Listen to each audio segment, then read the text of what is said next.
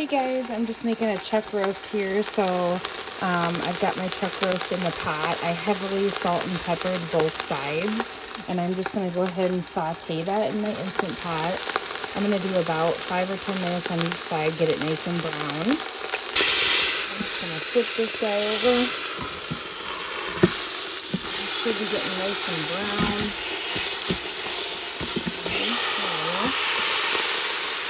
And we're going to cook it on the other side now for 5 or 10 minutes.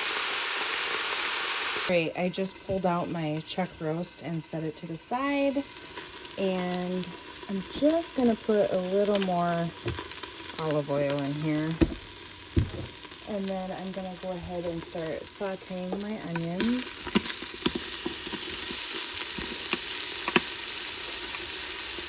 I didn't have any mushrooms, but that would also be great. In this pot roast, if you want to add some mushrooms to it. After these onions have been sauteing for a couple of minutes, I'm going to add some garlic. I really like garlic, so I'm going to do quite a bit. And then you can continue to saute for another 2 or 3 minutes. This will also make a wonderful gravy. Once your onions start to become translucent and your garlic is browning and becoming nice and fragrant, you're going to deglaze the pan with a little red wine vinegar.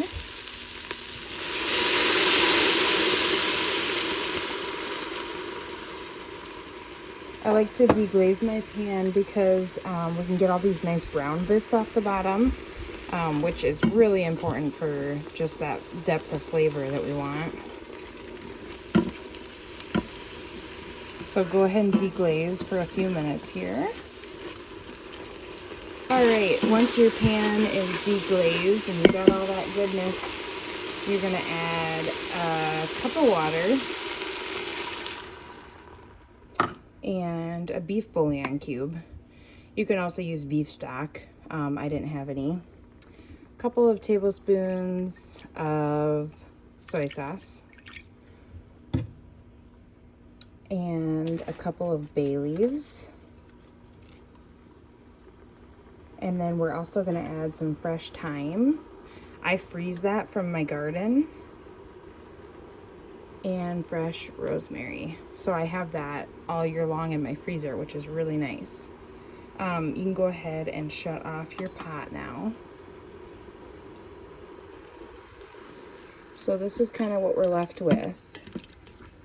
And I'm telling you, this is going to make a delicious gravy. Okay, now we're going to throw our chuck roast right on top. Now, if any juices leaked out while your roast was sitting on the plate, go ahead and pour those over the top. And then you're going to go ahead and make sure that your venting knob is the right way. And we're going to pressure cook on high for 45 minutes. We're also going to let it do its natural release, which takes about 25. I like to keep mine on keep warm, just because if I go to get the kids from soccer or something, it'll be nice and warm when we come back. Okay, so our roast went in for 45 minutes and the natural pressure release is done. Mine's been sitting here for like an extra hour, but that's why I like that keep warm setting. So let's take a look at it here. Yum. Okay, so I removed our roast and covered it with tin foil. And now I'm gonna add a bag of these Petite Medley red, gold, and purple potatoes.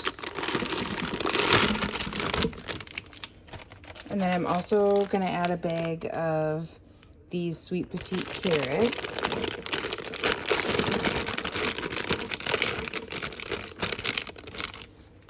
Okay, and then you're gonna put your lid back on. And then I'm just gonna hit cancel. And we're gonna do this on high pressure for 3 minutes. There we go. And then I will do just 1 minute of natural pressure release and then just a quick release after that. All right, it's been a minute here and I'm gonna do a quick pressure release. I like to use a towel and I just throw it over. That way you don't get like steam all over your cupboards, and sometimes it spits and makes a big mess. And then I made a cornstarch slurry, so we're gonna use that to thicken our gravy. And I just did 2 tablespoons of cornstarch with about 1 to 2 tablespoons of water. And then you can just add that slowly and whisk it in to make your gravy. Okay, I removed everything, including our herbs and bay leaves, and now I'm just gonna make the gravy. So we're gonna hit the saute button. And then we're gonna add our cornstarch slurry. And I'm just gonna whisk that in until it thickens up. And if you need to add more, you can. I usually use about 1 tablespoon of cornstarch to 1 tablespoon of water. Okay, I did end up putting another 2 tablespoons of cornstarch in here, and I think this is about perfect. Hey, get some of mine here, I guess. This is a 10 out of 10.